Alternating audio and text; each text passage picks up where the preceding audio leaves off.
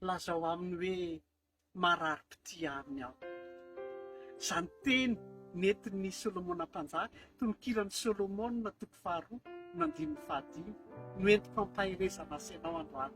Andriamanitra ry havana dia mikikika, Andriamanitra ry havana dia miantsoantso androany, fa marari-pity amiko, fa marari-pity aminao Andriamanitra. Ianao izay noforonin'ny tanana, ianao izay nataony mitovy endrika aminy, marari-pity amiko, marari-pity aminao Andriamanitra. Adalam-pity amiko Andriamanitra, adalam-pity amiko Jesosy Kristy tompoko, ka nahatonga azy ahafony lampa-panjakana, ahafony voninahitra rehetra tany an-danitra tany, ka nidina tetỳ amin'izao tontolo izao, nofoanany ny tenany mba hitovy endrika amin'ny mpanoana. Azonao an-tsaina zany, adalam-pity ny dikan'izany ry havana.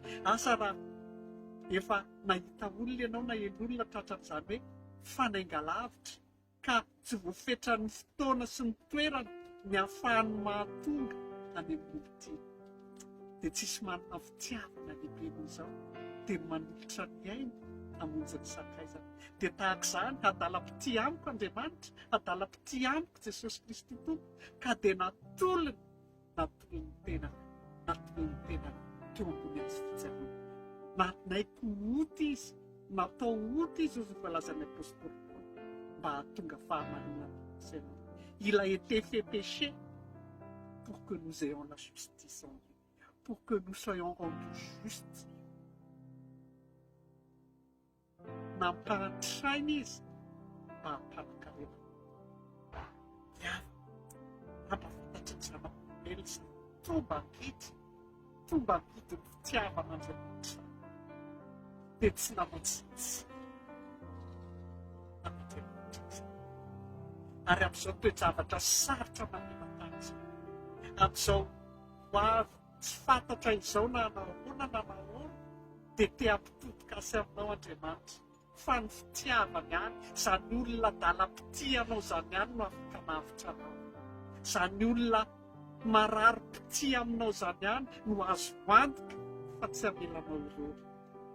Araka ny teniko teo hoe nampahantraina izy mba hampanakarena. Asa raha azonao an-tsaina izany hoe tia mianakarena ianao.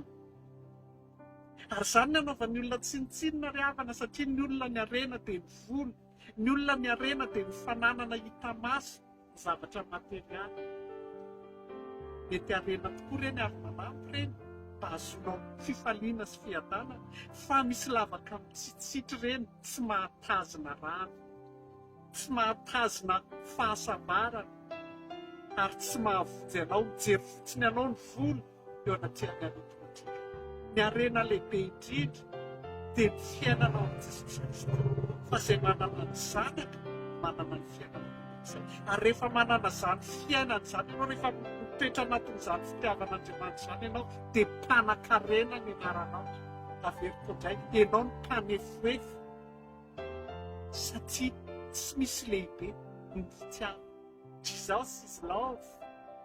Tsy misy lehibe no izany love-ny Jesus izany. Nefa izany Jesosy izany marari-pity. Ary raha manana ny harenany lanitra ianao dia misy fiainana ao aminao, tena fiainana tsy mety ritra, tena fiainana manomboka eto an-tany, tsy honohono, tsy anganongano, fa tena fiainana lalina iainana, fahasambarana, fahafenoana. Ary na dia mandalo atsarotra sy lalatsarotra azy, dia miaina anatin'ny fahafenoana, na dia miaina anatin'ny aretina azy, dia miaina anatin'ny fiadanana, ary na dia mandeha mamaky ny lohasaliky ny fahafatesana azy, dia tsy matahotra ny loza. Misy harena tsara noho izany ve? Ary ny zavatra rehetra dia hoy ny teniny hoe rehefa mikatsaka n'ilay fanjakana ianao, dia manaraka ho azy ny hohaninao, ny hotafianao, ny fialofanao, lehibe lavitra noho ny aina izay omeny anao izany.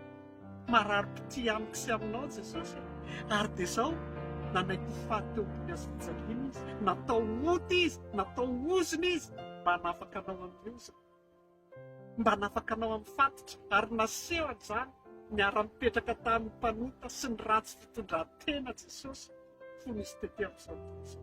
Ka na inona helikao, na inona fiainanao izay mamatotra anao, androany Andriamanitra ilay marari-pity aminao, afaka hanavao indray, afaka hanangana anao, afaka hanome fiaina vaovao anao. Raha izany marari-pity amiko sy aminao Jesosy. Tia azy tia anao Jesosy. Nitondrako anao an'izany tena Andriamanitra zavy dia fahetoana ny nanotsoranao mpitandrina izao ary hanavozako indray izany pitiana-pitiavana izany satria nambara ny tany fa marari-pity aminao. Ary jorovavelona fohy aminao fa tamin'ny azoma teo ary havana dia ny tenin'Andriamanitra anitonikira Solomona faharoa dia hoy ny tenin'Andriamanitra ny mpanompon'Andriamanitra nananako ahy tamin'ny teny marari-pity amiko Andriamanitra, marari-pity aminao Andriamanitra. Dia ny fenon'Andriamanitra izany fitiavana izany aho dia menatra ka nanao hoe Tompo, saotra fa mbola manamafy amin'ny fitiavanao ianao. Intiako aho ny toera tompoko Jesosy eo, ho takalo mpitiavanao dia atolotra anao indray atolotra anao ny fiaina ary mbola ho anao mandrakizay. Vitsy izay vavaka nataoko izay ary nandritra ny ataoko hoe 20 minitra teo any ianao izay tenin'Andriamanitra izay. Ataoko hoe sekondra vitsy taorianan'izay dia nandefa lafatra ho ahy Joseph Davy nanao hoe lazao aminy fa marari-pity aminy aho. Taitra aho ary niteny tamin'ny Jo hoe Jo tahaka ny mitseram-baratra nahazo ny mesazinao satria voeo any en'izay fiteny izay ary niraisiko hoe marari-pity Andriamanitra dia takalo-pitiavana nomeko azy ny fitiavana. Dia io ianao mandefa mesazy amiko anatin'ny 5 sekondra aorianan'izay lazao azy fa marari-pity azy. Dia izay nanao amin'izao olona tsara izao satria ny vangin'Andriamanitra mpanompanompy dia Joseph Davy anatin'izany hira vaovao atolony atsika izany, anatin'izany fanahy masina napetra mikikika amin'izao tontolo izao izany hoe marari-pity Andriamanitra, tena marari-pity amiko sy aminao Andriamanitra. Androany izy asa tetsitsika izany fitiavana izany. Ampomeo tombam-bidy izany fa nampahanitraina izy mba mpanankarenana. Natao ota izy mba hatonga anao afaka ahafahanao mijoroatra izany ka takalo mpitiavana tompo hoe araka ny rahavitsara sy indrandeha hoe mandrosoa Jesosy, mandrosoa ary fomba izany moka birako sy vavakantsika hanolotra ny tompo, hanome takalo mpitiavana ny tompo, hanaiky ny fitiavany moa hanome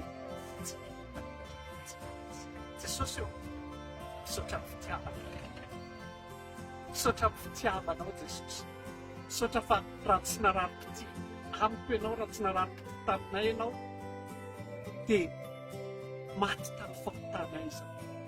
Fa satria mbola mpanody izay dia maty ianao hamonjy anay dia afaka mijoro anatrehany seza fiandrianan'Andriamanitra. Misaotra ray fa ianao koa dia narari-pity taminay fa toy izao ny tiavanao anay, nomenao anay ny zanako anankiray atsy dia atolotra kosa Jesosy takalo mpitiavanao ny fonay mandrosoa tsy nampity ka namorana saratra dia ho anao mandrazay raiso ny fonay, raiso ny fony Jesosy. Ary ankehitriny izay manokatra ny fony ho anao, hitondra fiainana, hitondra fahafenoana, hitondra fanasitrana amin'ny anaran'i Jesosy Kristy.